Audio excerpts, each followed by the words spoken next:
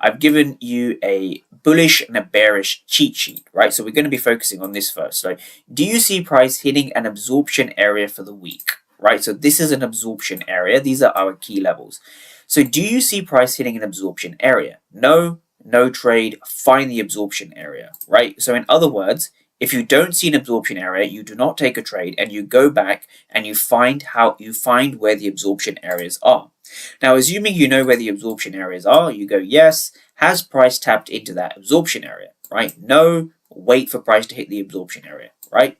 Yes, right? Has price broken the low between 9:30 and 9:45, right? That is your Eastern, that is your 15-minute orb, basically. Has price broken the low, right? So in this case, we have broken the low, so that's tick, right? So we can now move on to the third step, right? No, find the absorption area. Yes, has price retested the absorption area, right? So what we're looking for is a break and retest.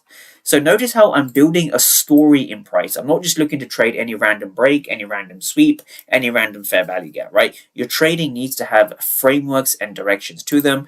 Having a flow charts like this definitely helps. So once you have your key levels like this, 1 and 2, you're looking for a retest into the actual zone. And so the retest looks something like this. So what we can see is we have a break below our zone, and I mark out this candle over here. This is a break candle here. Now, once you have that break candle, you're looking for a retest into the zone. There is your retest, and you're only allowed to go short as we go past the retest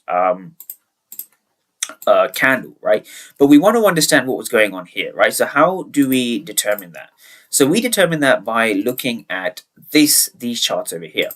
So here we have the same chart, here we have the same retest area, right? So we have break and retest, and we want to understand what is going on inside of that level, right? So I have broken this down many times, and I'm going to continue to break it down on every video so you can understand the basics of footprint charts, because the basics of footprint charts are so basic that if you can understand it, you can win in the long term.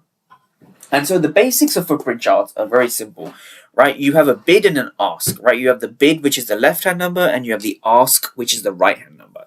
Now, here we can see a large amount of aggressive buying compared to aggressive selling because the delta is blue. Now, when the delta is blue, right, so that's going to correspond to this wick here, this one, and this one. If this delta is blue, and we see price breaking below the key level, right? So we see price giving us a bearish break, then a retest.